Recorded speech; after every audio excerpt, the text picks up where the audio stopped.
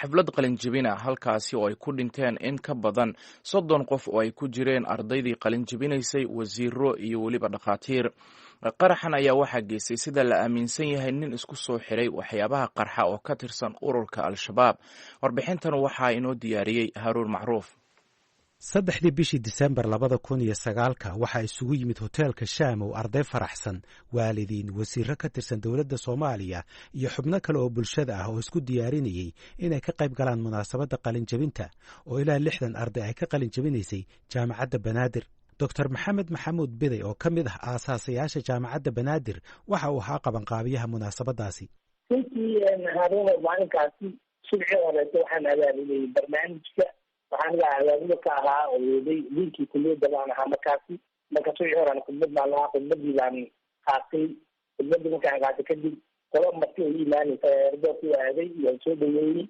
markii qodobada aan soo dejiyo aan keenay kilometer 5 ayaan keenay meel hotel ku yaalo. waxaa meesha ii jooga waxaan ku laabanaya xafladiisa usoo dinaanay jaalada.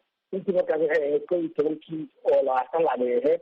markii aan soo galay kursiga waxaa iga kacay inaan saaxiibanahay oo yiri doctor soo fariiso. kursiga aan fariistay markaas baa Allah u naxariistay waxaa ii yeeray Dr. Cabdi yiri maaragtay waxaan rabaa dibadda in la hormariyo waayo bulshada ku hormarina wala waxa ka xasanayna markaa guridan adiga ku xijinayna. markaasi waxaa booti galay Dr. Dikli oo markaasi stage kulay oo hadalka bilaabay. markaa runtii suuxaas aad farxada oo dhalinyaro badan muddo soo maqbaalaysay ay ku qalinjebinayeen iyo waalidiintoodii meeshii meel aad u xun bay ahayd. runtii dacway dabiicada kadib waxay isku bedeshay mataqaanaa arrin muhiim leh oo weli dhiigaya noqotay maalinkaas. xilliga uu qaraxu dhacay waxaa hadlayay mid ka mid a aasaasayaasha iyo macallimiinta jaamacadda oo ah Dr. Cusmaan Maxamuud Dufle, haatanna ka tirsan aqalka sare ee baarlamaanka Soomaaliya. isaguna waxa uu nooga warramay xusuustiisii maalintaasi. runtii waxay dhacday aad u xanuun badan oo weliba yani aad iyo aad xasuus gaar ahna ummadda bulshada Soomaaliyeed badanaa ku leh. anigana runtii waa xasuus gaar ah ii leedahay maxaa yeelay qofkii markaa hadlayay podiumka korsanaa ayaan ahaa oo saas u daawanayay arrinta ka horjeeday maxaa siday wax u dhacayeen. runtii xasuus aad iyo aad oo 10 sano kadib xasuus runtii aad iyo aad weliba aad yani murugo leh ayay igu leedahay maxaa yeelay waxa dhacaya dhan horteyda ku dhaceen. waxayna dhaceen waa wax seconds ku dhacay bay ahaayeen. haddana runtii waa garan kartaa dadkii asxaabta aanu ahayn oo aan la fadhiyey oo mas-uuliyiintii wasiirada ahaa ama macallimiintii jaamacadda ahaa ama maaragtay dhakhaatiirtii kale asxaabta aan ahayn oo aan ka soo kacay 2 daqiiqay bar ka hor. 2 daqiiqay bar ayaan muxuu meesha taagnaa in haddana iyagoo wada meyd ah waa garan kartaa hortaada ka aragtid ragada la sheekaysanaysid marka waxay ku lahan kartaa xasuus aad iyo aad u murugo badan.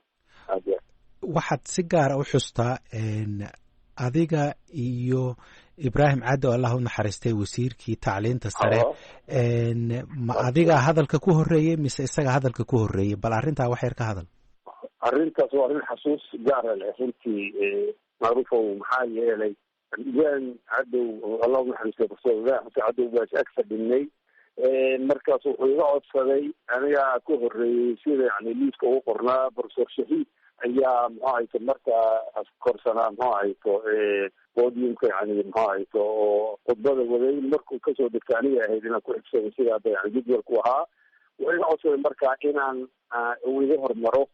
wuxuu yidhi waxaan rabaa inaan ka hormaro meel u degdegsanay. markaasaa iri waa diyaar. markaasa waxaan u yeeray hormuudkii oo ahaa Professor Biday.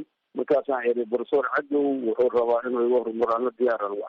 markaasu wuxuu yiri hormuudkii maya waxaan sameynaynaa markuu Professor Suud soo degto waxaan ku xijinaynaa soo la hadlaya Professor Duflan ku xijinaynaa laakiin wasiirada aan adaan isku xijinaynaa adaan ku hormarinayna wasiirada. sidaas uu ku qancay. marka saasaan marka aniga aan uga hormaray. marka aniga aan tegay saa igu xigay marka inuu soo koro sida hadda jadwalka markaa dambe loo dhigay. yani 2 daqiiqo kadibna hadda waaba tii yani musiibadii ay dhacday oo meesha ay ku xijaabta Allah u naxariisto.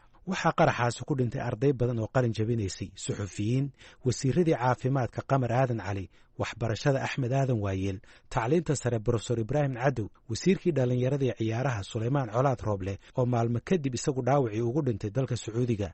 Dr. Maxamed Maxamuud Bide waxa uu ka mid ahaa dadka sida xun ugu dhaawacmay weerarkaasi ee loo qaaday dalka Sacuudiga. aniga runtii dhaawac xun baa soo gaaray, runtii naftigeeda maanta waxaan mustaaha midiyakaan ahaa. runtii aniga waxaan wanaya meesha in markii aan baxayn waxaa lagu qaado baa lagu qaado maalintaa kadib xubnaha dhan baa igu jabay, dhaawac xoog baa soo gaaray. waxaa kaloo dadkii dhaawac xoog baa soo gaaray. muxuunalaasi dowladda Sacuudiga noo fiisay, gacan noo fiisay. runtii dhaawacaasi dadkii ku cuslaa wuxuu ahaa wiilka ciyaaraha Suleymaan Colaad Rooble iyo aniga iyo wiil kaleeto arday oo Dr. Maxamed la yiraahdo iyo adiga meesha ku baaxay inta kan dhaawacidaas waayeen.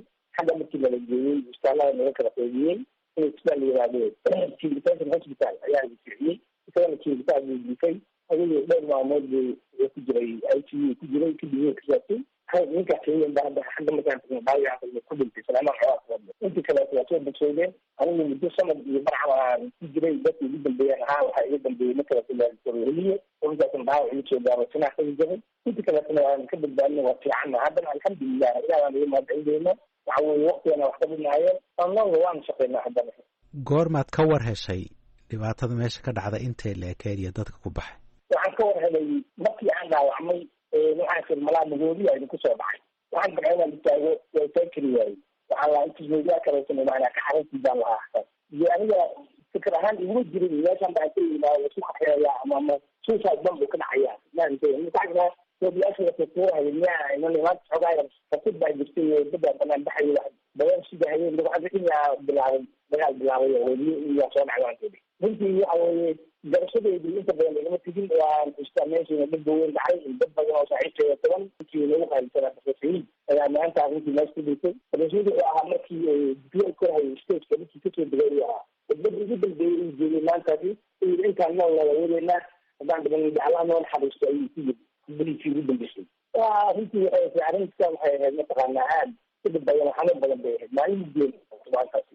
imise arday iyo macallimiina uga dhintay jaamacadda?